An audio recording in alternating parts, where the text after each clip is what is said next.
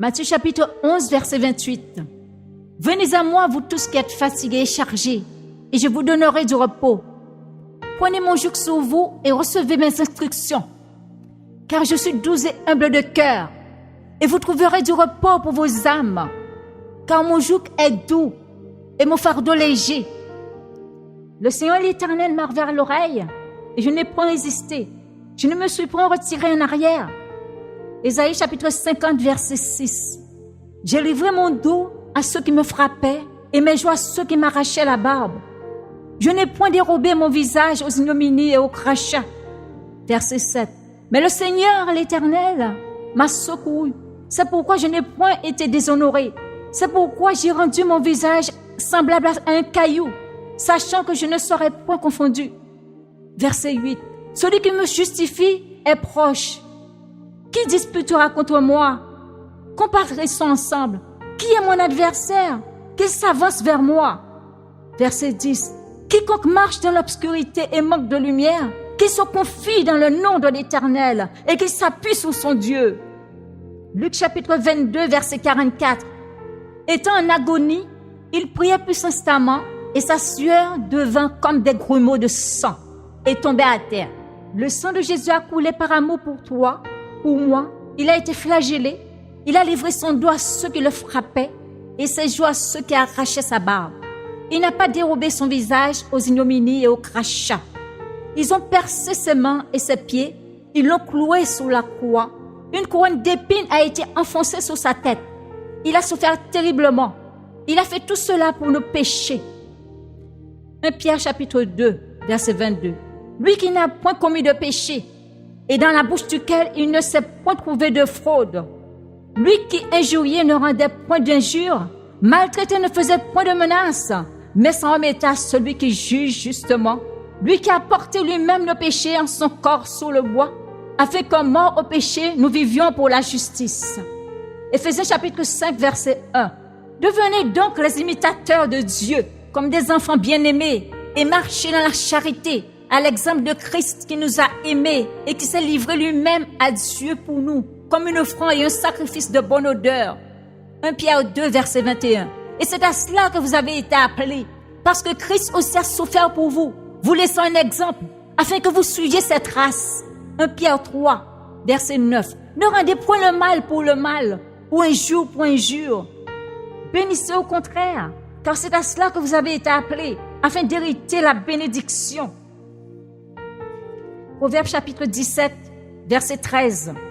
De celui qui rend le mal pour le bien, le mal ne quittera point la maison. Proverbe 20, verset 22. Ne dis pas, je rendrai le mal. Espère en l'Éternel et il te délivrera. Proverbe chapitre 24, verset 17. Ne te réjouis pas de la chute de ton ennemi et que ton cœur ne soit pas dans l'allégresse quand il chancelle. Verset 18. De peur que l'Éternel ne le voie, que cela ne lui déplaise et qu'il ne détourne de lui sa colère. Verset 19. Ne t'irrite pas à cause de ceux qui font le mal. Ne porte pas envie aux méchants, car il n'y a point d'avenir pour celui qui fait le mal. La lampe des méchants s'éteint. Luc chapitre 6, verset 27 à 29. Mais je dis à vous qui m'écoutez, aimez vos ennemis, faites du bien à ceux qui vous haïssent, bénissez ceux qui vous maudissent, priez pour ceux qui vous maltraitent, bénissez et ne maudissez pas, ne rendez à personne le mal pour le mal, recherchez ce qui est bien devant tous les hommes. S'il est possible, autant que cela dépend de vous, soyez en paix avec tous les hommes. Romains chapitre 12, verset 19. Ne vous vengez point vous-même, bien-aimés, mais laissez agir la colère, car il est écrit, à moi la vengeance, à moi la rétribution, dit le Seigneur. Verset 20. Mais si ton ennemi a faim, donne-lui à manger. S'il a soif, donne-lui à boire. Car en agissant ainsi, ce sont des charbons ardents que tu amasseras sur sa tête. Ne te laisse pas vaincre par le mal, mais surmonte le mal par le bien. Éphésiens chapitre 4, verset 32. Soyez bons les uns envers les autres, compatissant, vous pardonnant réciproquement, comme Dieu vous a pardonné en Christ. 1 Corinthiens chapitre 4, verset 5. C'est pourquoi ne jugez de rien avant le temps, jusqu'à ce que vienne le Seigneur qui mettra en lumière ce qui est caché dans les ténèbres et qui manifestera les desseins des cœurs. Alors chacun recevra de Dieu la louange qui lui sera due. Hébreux chapitre 4, verset 13. Nulle créature n'est cachée devant lui, mais tout est à nu et à découvert. aux yeux de celui à qui nous devons rendre compte. Ésaïe chapitre 56, verset 1. Ainsi parle l'Éternel, observez ce qui est droit et pratiquez ce qui est juste, car mon salut ne tardera pas à venir et ma justice à se manifester. Ésaïe 59, verset 1. Non, la main de l'Éternel n'est pas trop courte pour sauver, ni son oreille trop dure pour entendre. Verset 2. Mais ce sont vos crimes qui mettent une séparation entre vous et votre Dieu. Ce sont vos péchés qui vous cachent sa face et l'empêchent de vous écouter. 1 Jean 4, verset 7. Bien-aimés, aimons-nous les uns les autres, car l'amour est de Dieu. Et quiconque aime est né de Dieu et connaît Dieu. Celui qui n'aime pas n'a pas connu Dieu, car Dieu est amour. Verset 9. L'amour de Dieu a été manifesté envers nous en ce que Dieu a envoyé son Fils unique dans le monde afin que nous vivions par lui. Verset 10. Et cet amour consiste non point en ce que nous avons aimé Dieu, mais en ce qu'il nous a aimés et a envoyé son Fils comme victime propitiatoire pour nos péchés.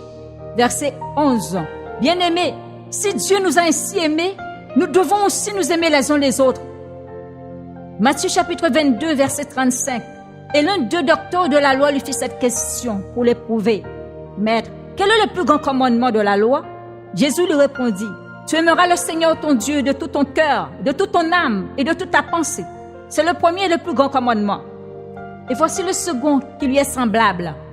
Tu aimeras ton prochain comme toi-même. Jean 14, verset 21. Celui qui a mes commandements et qui les garde, c'est celui qui m'aime. Et celui qui m'aime sera aimé de mon Père. Je l'aimerai et je me ferai connaître à lui. 1 Jean 3, verset 17. Si quelqu'un possède les biens du monde et que voyant son frère dans le besoin, il lui ferme ses entrailles, comment l'amour de Dieu demeure-t-il en lui? Verset 18. Petits enfants, n'aimons pas en parole et avec la langue, mais en action et vérité. Matthieu 16, verset 26. Et que servirait-il à un homme de gagner tout le monde s'il perdait son âme? Ou que donnerait un homme en échange de son âme? Matthieu 12, verset 35. L'homme bon tire de bonnes choses de son trésor et l'homme méchant tire de mauvaises choses de son mauvais trésor. Jérémie chapitre 23, verset 24. Quelqu'un se tiendra-t-il dans un lieu caché sans que je le voie? Dit l'Éternel. Ne remplis pas moi les cieux et la terre, dit l'Éternel. Isaïe chapitre 45, verset 21. N'est-ce pas moi l'Éternel? Il n'y a point d'autre Dieu que moi. Je suis le Dieu juste et qui sauve. Tournez-vous vers moi et vous serez sauvés, vous tous qui êtes aux extrémités de la terre. Car je suis Dieu et il n'y en a point d'autre. Je le jure par moi-même. La vérité sort de ma bouche et ma parole ne sera point révoquée. Tout genou fléchira devant moi, car ainsi parle l'Éternel, le Créateur des cieux, le seul Dieu qui a formé la terre, qui l'a faite et qui l'a affermie, qui l'a créée pour qu'elle fût habitée. Je suis l'Éternel et il n'y en a point d'autre. Ésaïe chapitre 48, verset 13. Ma main a fondé la terre et ma droite a étendu les cieux. Je les appelle et aussitôt ils se présentent. Ésaïe chapitre 40, verset 21. Ne le savez-vous pas? Ne l'avez-vous pas appris? Ne vous l'a-t-on pas fait connaître? Dès le commencement, n'avez-vous jamais réfléchi à la fondation de la terre? C'est lui qui est assis au-dessus du cercle de la terre. Et ceux qui l'habitent sont comme des sauterelles. Il étend les cieux comme une étoffe légère. Il les déploie comme une tente pour en faire sa demeure. Ésaïe chapitre 40, verset 26. Levez vos yeux en haut et regardez. Qui a créé ces choses? Qui fait marcher en ordre leur armée? Il les appelle toutes par leur nom, par son grand pouvoir et par sa force puissante. Il n'en a pas une qui fasse défaut. Ésaïe chapitre 40, verset 28. Ne le sais-tu pas? Ne l'as-tu pas appris? C'est le Dieu d'éternité, l'Éternel, qui a créé des extrémités de la terre. Il ne se fatigue point, il ne se lasse point. On ne peut sonder son intelligence. Il donne de la force à celui qui est fatigué et il augmente la vigueur de celui qui tombe en défaillance. Amen. Matthieu 7, verset 13. Entrez par la porte étroite, car large est la porte, spacieux est le chemin qui mène à la perdition, et il y en a beaucoup qui entrent par là. Verset 14. Mais étroite est la porte, resserré le chemin qui mène à la vie, et il y en a peu qui les trouvent. Mais bien-aimés, accrochons-nous à Jésus-Christ de Nazareth. Il est le seul qui puisse nous sauver de ce monde de ténèbres.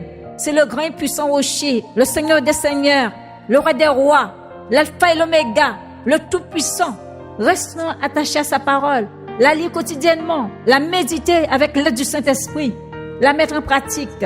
Sa parole, c'est lui-même, puisqu'il est écrit dans Jean 1, verset 1. Au commencement était la parole, et la parole était avec Dieu, et la parole était Dieu.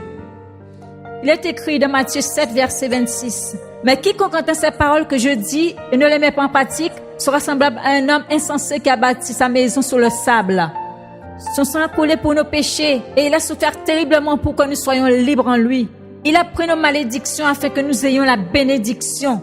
Accrochons-nous à Jésus. Il est le seul qui puisse nous sauver de ce monde de ténèbres, notre grand et puissant rocher. Adorez Dieu, le remerciez chaque jour, glorifiez-le, louez-le, servez-le, craignez-le, priez-le sans cesse.